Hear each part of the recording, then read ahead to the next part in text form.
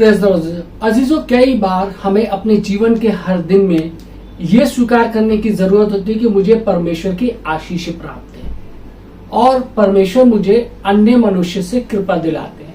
मैं परमेश्वर की आशीष में चलता हूँ, परमेश्वर की कृपा में चलता हूँ। जब आप परमेश्वर की कृपा में हो, लोग आपको पसंद करते हैं और आपके लिए काम करना चाहते हैं, और वो ये भी नहीं जानते कि क्योंकि इसका कोई स्वाभाविक कारण नहीं पाएंगे, पर वो आपकी ओर आकर्षित होते हैं और आपके साथ भले रहना चाहते हैं। वो आपके लिए बस आशीष बनना चाहते हैं। मेरा अजीजों, परमेश्वर की आशीष, या जिसे कह सकते हैं कि परमेश्वर की कृपा अद्भुत है। लोग जिनका शोषण हुआ है, उन्हें ये सीखने की जरूरत है। उन्हें बस अपने ऊपर से उसको झाड़ कर फेंक देना है और परमेश्वर की इस मुफ्त कृपा का आनंद उठाना है। वो जो स्वयं को विनम्र करते हैं, अपने जीवन में ज्यादा से ज्यादा कृपा पाते हैं, ज्यादा से ज्यादा आशीष पाते हैं। पतरस एक ऐसा व्यक्ति था जो आसानी से नाराज हो जाता था, पर उसने विनम्र बनना सीखा और अपने जीवन में परमेश्वर की कृपा का आनंद लिया। मेरे जो परमेश्वर की आशीषें आपकी कल्पना से कहीं ज्यादा हैं। यदि मैंने अपनी चिंताएं परमेश्वर पर छोड़नी ना सीखी होती और उन्हें खुद को सुदृढ़ और स्थिर बनाने ना दिया होता, तो मैं उस दोहरी आशीष का आनंद ना ले पाता जिसके द्वारा अब मैं सेवकाई कर रहा हूं। मुझे नहीं मालूम था कि परमेश्वर के मन में ये है जब वो मुझे बता रहे थे कि सब्र रखो, मैं तुम्हारे सब कष्टों के बदले दुगना मुआवजा दूंगा।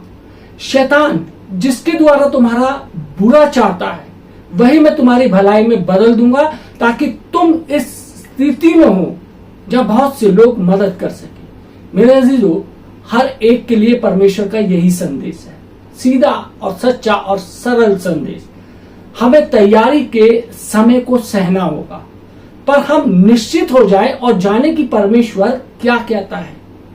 यदि हम देखें रोमियो 8 बाब उसकी 28वीं आयत में परमेश्वर का वचन कहता है, हम जानते हैं कि जो लोग परमेश्वर से प्रेम रखते हैं उनके लिए सब बातें मिलकर भला ही को उत्पन्न करती है, अर्थात उन्हीं के लिए जो उसकी इच्छा के अनुसार बुलाए हुए हैं। मेरे अजीजों, इसलिए जब अगली बार आपको मुसीबत का सामना करना पड़े तो उसे झाड़ दें, है ना, जैसे धूल मिट्टी झाड़ते हैं ना, उस तरीके से झाड़ दें। यदि आप परमेश्वर से प्रेम रखते हैं और अपने जीवन के लिए अपनी पूरी क्षमता से उसकी इच्छा अनुसार चल रहे हैं, तब आप निश्चित हो सकते हैं कि हर बात आपके लिए भला ही उत्पन्न करेगी। हम एक ऐसे परमेश्वर की सेवा में हैं जो बुरी बातों को लेकर उन्हें हमारी भलाई की ओर मोड़ देता है। मेरे अजीजों, परमेश्वर आदान प्रदान के व्यवसाय में है। वो हमारी सारी बुराइयां लेते हैं जो हम नहीं चाहते, और इसके बदले में हमें वो सब अच्छाइयां देते हैं जिन्हें उन्होंने हमारे लिए संभाल कर रखी है। मेरे अजीजों, परमेश्वर नए नए अवसर लेकर आएंगे जब आप इस सिद्धांत को लागू कर पाएंगे कि अतीत को भूल जाओ और परमेश्वर के नाम के लिए आगे बढ़ते रहो, जिनके बारे में हमने पिछले सरमन में बताया है। यदि कोई जो आपके लिए मायने रखता है वो अचानक कुछ ऐसा करेगा जिससे आपको ठेस पहुंचाए, जब ऐसा होता है तब आपको एक बार फिर चुनना होगा कि परमेश्वर का प्रेम स्वीकारें जिसने ठेस पहुंचाई, उसे क्षमा करें, उसके लिए प्रार्थना करें, उसे आशीष दें। ये विश्वास करके परमेश्वर इस परिस्थितियों को आपकी भलाई की ओर मोड़ देगा और फिर उनके प्रतिफल के इनाम का इंतजार कीजिए।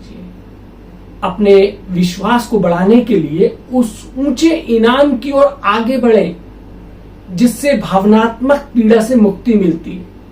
परमेश्वर में, बाइबल में विजय की बहुत सी कहानियों को शामिल किया गया है ताकि आपको उन लोगों के बारे में याद दिलाया जा सके जिन्होंने अपने प्रति अपराधों को छोड़कर फेंकना सीख लिया है और परमेश्वर के प्रति निष्ठावान रहना दरअसल बाइबल में ऐसी बहुत सी कहानियां हैं जिन्होंने निष्ठावान रहकर दोहरी आशीष पाई। यूसुफ कारावास से महल तक पहुंचा, डैनियल शेर की मान से उन्नति के शिखर तक पहुंचा, रूत ने शुरुआत की खेतों में बचा कुचा उठाकर खाने से, क्योंकि वह अपनी सास के प्रति वफादार थी जो उसके लिए अकेली रह जाती। उसका पति मर गया था और रूत अपने ही लोगों की सुरक्षा में लौट सकती थी। उसकी सास ने उससे कहा बस वापसी चली जा, पर उसने कहा नहीं, मैं तुम्हारे साथ ही रहूंगी और तुम्हारे लोग मेरे लोग होंगे और तुम्हारा परमेश्वर मेरा परमेश्वर होगा। रूत 1 बाब और उसकी 16वीं आयत में हम देख सकते हैं। बाइबल बताती है फिर परमेश्वर ने उसे कृपा प्रदान की और रूत का अंत में विवाह हुआ बोआज से, जो देश का सबसे अमीर आदमी था। एस्तर ने शुरुआत की एक डरी हुई जवान सेविका के रूप में, जो सचमुच खुश नहीं थी उस पद से जो उसे प्रदान किया गया, पर वो परमेश्वर के प्रति आज्ञाकारी थी और परमेश्वर के निर्देशों का पालन कर रही थी, और वो एक अनाथ से एक रानी बन गई जिसने पूरे देश की कौम को बचाया। अय्यूब के बारे में सबसे कमाल की बात यह है कि परमेश्वर ने उसे सभी पीड़ादायी अनुभवों का दुख भोगने दिया, क्योंकि परमेश्वर जानते थे कि वे उनसे सफलतापूर्वक निकल आएगा। वो जानते थे कि अय्यूब एक ऐसा व्यक्ति है जिस पर भरोसा किया जा सकता है। यदि आपने कभी अय्यूब की पूरी किताब नहीं पढ़ी तो मैं आपको उत्साहित करता हूं कि इसे पढ़ें। शैतान ने सोचा कि अय्यूब सिर्फ इसलिए परमेश्वर के प्रति निष्ठावान है क्योंकि परमेश्वर उसे सुरक्षा दे रहे हैं, इसलिए परमेश्वर ने शैतान से कहा फिर ठीक है, हम थोड़ी सी सुरक्षा हटा देते हैं और तुम देखोगे कि वो फिर से मेरे प्रति निष्ठावान रहेगा। इसलिए परमेश्वर ने शैतान को हमला करने दिया और वो हर अच्छी चीज तबाह करने दी जो अय्यूब की थी। उसने उसके जीवन को छोड़कर बाकी सब कुछ उससे छीन लिया, पर अभी भी अय्यूब ने परमेश्वर के प्रति अपनी आस्था से इनकार नहीं किया। अय्यूब की वफादारी का नतीजा यह हुआ, यदि हम देखें अय्यूब 42 बाब और उसकी 10वीं आयत में परमेश्वर का वचन कहता है कि जब अय्यूब ने अपने मित्रों के लिए प्रार्थना की तब यहोवा ने उसका सारा दुख दूर किया और जितना अय्यूब के पास पहले था उसका दुगना यहोवा ने उसे दे दिया। मेरे दोस्तों, ये गौर करना बहुत जरूरी है कि परमेश्वर ने अय्यूब की सारी मुश्किलों को हटाकर उसकी सारी संपत्ति उसे वापस दे दी जब उसने अपने मित्रों के लिए प्रार्थना की। ये वही मित्र थे जिन्होंने उसे बुरी तरीके से निराश किया था, जिन्होंने उसका साथ नहीं दिया था और जिन्होंने उस पर दोष लगाया था और आलोचना की, पर प्रभु ने अय्यूब को पहले से भी दुगना दिया क्योंकि वो निष्ठावान था और धार्मिकता निभाता रहा लगातार। जबकि ऐसा करना बहुत पीड़ादायक होता है कठिन समय में। परमेश्वर ने उसके सभी कष्टों के लिए जिनसे वो गुजरा था उसे दोगुना मुआवजा दिया, डबल उसका। अय्यूब 42 बाब उसकी 12 से 13 आयत में लिखा है कि यहोवा ने अय्यूब के पिछले दिनों में उसको अगले दिनों से अधिक आशीष दी और उसके 14,000 भेड़ बकरियां, 6,000 ऊंट, हजारों जोड़ी बैल और 1000 गधियां हो गई और उसके 7 बेटे और 3 बेटियां भी उत्पन्न हो गई। मेरे अजीजों, अब शायद आपको जरूरत ना हो भेड़ों या ऊंट बैलों की या गधों की या ज्यादा बच्चों की, पर फिर परमेश्वर जानते हैं कि आपकी निष्ठा के लिए उन्होंने आपको दोहरी आशीष दे दी है। पर आगे बढ़ते रहने के लिए, अपनी आशीष की दोहरी फसल काटने के लिए आपको सीखना होगा कि जो भी मुसीबतें आपकी राह में हैं उन्हें झाड़कर फेंक दे। मेरी एक बहुत ही मनपसंद कहानी किसान के गधे के बारे में है। गधा एक सूखे कुएं में गिर गया। ये जानवर घटनों दयनीय स्थिति में चिल्लाता रहा। जब किसान यही अंदाजा लगाने की कोशिश कर रहा था कि अपने गधे के लिए क्या करें, अंत में उसने ये नतीजा निकाला कि कुआं बहुत गहरा था उसने गधे को गड्ढे से बाहर निकालने में बहुत मुसीबत होगी। किसान ने फैसला किया कि जानवर को बचाने का कोई फायदा नहीं, इसलिए उसने अपने पड़ोसियों से कहा कि कुआं भरने और गधे को दफनाने में उसकी मदद करे। गांव वालों ने और किसानों ने फावड़े संभाले और कुएं में मिट्टी डालने लगे। गधा तुरंत समझ गया कि क्या हो रहा है और उसने भावनात्मक तरीके से रोना शुरू कर दिया और बहुत ही भयानक तरीके से रोना शुरू कर दिया। रोना तो स्वाभाविक ही प्रतिक्रिया होती है। अगर कोई हमारे साथ बुरा व्यवहार करता है तो हमारे आंसू आते हैं, या बहुत ज्यादा हम दुखी होते हैं, बहुत तेज आवाज में भी रोते, और यही चीज इस गधे के साथ भी हुई। इसलिए ये उसी तरीके से प्रतिक्रिया कर रहा था जो पहली प्रतिक्रिया हमारी होती, पर फिर भी वो बहुत खामोश हो गया। बहुत सारी मिट्टी फावड़े से डालने के बाद किसान ने कुएं के अंदर देखा, और जो उसने देखा उसे देखकर चकित रह गया। हर फावड़े की मिट्टी के साथ जो गधे की पीठ पर पड़ती, गधा उसे झाड़कर फेंक देता था और ऊपर खड़ा हो जाता था। किसान और उसके पड़ोसी इस गधे पर लगातार मिट्टी डालते रहे और वो लगातार उसे झाड़ता रहा और एक कदम और ऊपर उठता रहा। बहुत जल्दी गधे ने आखिरी फावड़े की मिट्टी झाड़ी और कुएं से बाहर निकल आया। मेरे अजीजों, हम इस कहानी से बहुत कुछ सीख सकते हैं। जब मुसीबत आती है, हम कुछ देर कराहना छोड़कर इतना स्थिर खड़े हों और सुने तो परमेश्वर हमें बताएगा कि हमें संकट के लिए क्या करना है। परमेश्वर की दया और कृपा के कारण मैं भी अपने जीवन में बहुत सी बातों को झाड़ चुका हूं, जो कि बहुत सी मैंने चोट खाई, दुख सहा, पर मैं परमेश्वर का धन्यवाद करता हूं कि मैंने अंत में सीख लिया कि उन्हें झाड़े कि अपने इनाम पर विश्वास रख जो परमेश्वर ने मेरे लिए रखा है। परमेश्वर की इनाम की आशा रखने पर परमेश्वर आपकी बिना सुरक्षा के आपको नहीं छोड़ देगा, वो आपके लिए कुछ करेगा। अगली बार जब आप कुछ ऐसे लोगों से मिले जिन्हें आप जानते हैं कि वो क्रोधित हो जाते हैं, उनसे आप कहें बस झाड़ कर फेंक दो। समझाइए दूसरों को भी कि जो भी बात हो रही है, जो भी आपके विरोध में बातें हो रही है, उसको झाड़ो और फेंक दो। अगर आप किसी ऐसे व्यक्ति को जानते हैं जो मुंह फुलाए घूम रहा हो क्योंकि किसी ने उसकी भावनाओं को ठेस पहुंचाई, उससे कहो कि इसे झाड़े और फेंक दे। मैं आपको कहता हूं कि यह संदेश हर उस व्यक्ति को दें जिसे इसे सुनने की जरूरत है। शायद आप सोचें कि आप मुसीबत का सामना करने से पूरी तरीके से सुरक्षित हैं क्योंकि आप परमेश्वर की सेवा कर रहे हैं, पर यह बात सच्ची नहीं है। सच्चाई तो यह है कि यदि परमेश्वर आपको दूसरों की सेवाकाई के लिए भेजता है तो यकीनन आपको मुसीबत आएंगी ही। पर इन 3 इब्रानी युवकों की तरह, जो कि सदरक, मेशक और अबेदनगो की तरह, जिन्हें धधकते हुए आग की भट्टी में डाल दिया गया, आप भी उम्मीद कर सकते हैं कि परीक्षा की आग से आप बिना जले, गंध जिसे बोल सकते हैं जलने की गंध के लिए, सदरक, मेशक और अबेदनगो की तरह सही सलामती के साथ बाहर आ सकते हैं।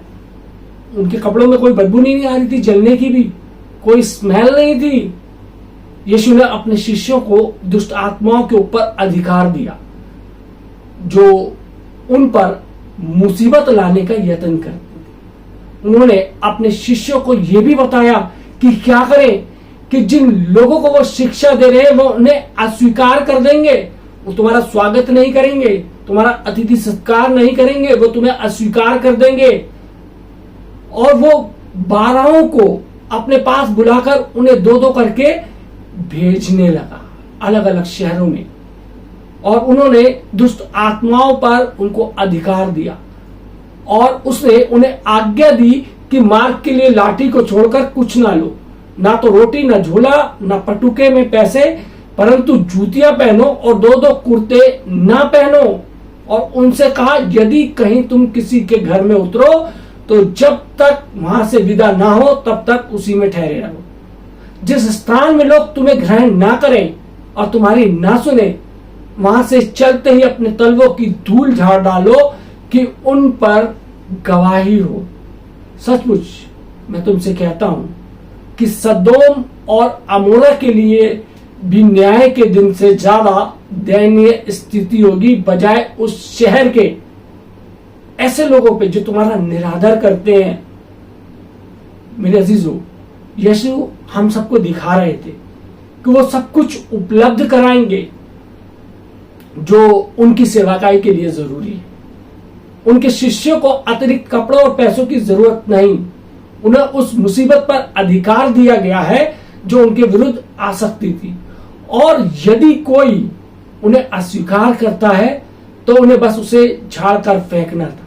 इसलिए वे गए और सब जगह पछतावे और उद्धार का सुसमाचार प्रचार किया। हमारे जीवन में भी अक्सर यही होता है। बहुत से लोग हमारे को विचलित करते हैं, परेशान करते हैं, बहुत सी बातें हमारे विरोध में कही जाती हैं, लेकिन हमने क्या करना है? झाड़ो और फेंको। उसको अपने साथ ही नहीं रखना है, अपने साथ ही लेकर नहीं घूमना है, अपने जीवन में उस चीज को स्थान नहीं देना है। उन चीजों को झाड़ते हुए आगे बढ़िए। परमेश्वर ने आपको उस स्थान पर रहने के लिए नहीं बुलाया है, उस स्थान पर टिकने के लिए नहीं बुलाया। परमेश्वर ने आपको अपने जीवन के अंदर आगे बढ़ने के लिए बुलाया है। और जब तक हम उन पुरानी बातों को, उन चीजों को नहीं झाड़ेंगे अपने जीवन में, हम कभी भी जीवन में उन्नति नहीं कर सकते। हम हमेशा यही सोचते रहेंगे, उस फलाने व्यक्ति ने मेरे विषय में ये कहा, फलाने व्यक्ति ने हमारे लिए ये करा। हम कभी भी उन्नति नहीं कर पाएंगे। परमेश्वर चाहता है कि हम उन्नति करें, हम अपने जीवन में आगे बढ़े, उन आशीषों को, उन कृपाओं को उपयोग करें जो परमेश्वर ने दी है। हमें परमेश्वर की आशीषों को लेना आता ही नहीं है कि किस प्रकार से हमने परमेश्वर की आशीषों को ग्रहण करना है अपने जीवन के अंदर। हम क्योंकि शैतान हमारे को उन सारी चीजों में, उन सारी बातों में जो लोग हमारे विरोध में कहते हैं, हम उनको अपने ऊपर डालकर घूमते रहते हैं। प्रभु यीशु मसीह कहता है कि झाड़ दो। उन सब चीजों को हमने अपने ऊपर से झाड़ देना है, उस मिट्टी को झाड़ देना है जो हमें प्रभावित करती है, हमारी सोच को, हमारे विचारों को। परमेश्वर चाहता है यदि आगे बढ़ना है तो अपने ऊपर से तमाम उन चीजों को झाड़ो और आगे बढ़ो। एक अच्छा जीवन आपका इंतजार कर रहा है। परमेश्वर आप सबको आशीष दे। आमीन। आइए हम दुआ मांगे। धन्यवाद देते हैं महान सामर्थी पिता परमेश्वर आज के सुंदर वचन के लिए कि परमेश्वर हमने सीखा कि हमारे जीवन में जब कभी भी मुश्किलातें आए तो हमने अपने जीवन के अंदर जो भी बातें हैं परमेश्वर जो हमको विचलित करती हैं, परेशान करती हैं, उनको झाड़ते हुए हमने आगे बढ़ना है। परमेश्वर आए खुदा प्रभु यीशु मसीह हम आपसे ये विनती करते हैं कि हम सबको परमेश्वर अपनी पवित्र आत्मा की सामर्थ्य से भर दे। परमेश्वर हमारे जीवन में ऐसी बहुत सी बातें हैं जो हमको परेशान करती हैं, लेकिन हम परमेश्वर प्रभु यीशु मसीह आज उन सारी चीजों को अपने ऊपर से झाड़ते, उन तमाम विरोधियों को हम क्षमा करते हैं। आए खुदावन प्रभु यीशु मसीह हम तुझसे विनती करते हैं कि खुदावन परमेश्वर तुम हमको इतनी सामर्थ दे कि हम उन सब चीजों का सामना कर सके और अपने जीवन में निरंतर आगे बढ़ सके। और जिस सेवकाई के लिए परमेश्वर प्रभु यीशु मसीह आपने हमारे को चुना है परमेश्वर, हम उस सेवकाई को अंजाम देने पाए, बहुत से लोगों तक उद्धार का सुसमाचार सुनाने पाए। परमेश्वर तेरे वचन को सुनाने पाए ताकि लोग तेरे वचन को समझ सके, तेरे पीछे चल सके और तेरी आशीषों को ग्रहण कर सके। जितने लोगों ने प्रभु यीशु मसीह आज का ये सुसमाचार सुना है परमेश्वर प्रभु यीशु मसीह उनके जीवनों में खुदावंद तेरा अनुग्रह, तेरी आशीष चाहते, यीशु मसीह के नाम से मांगते हैं। आमीन।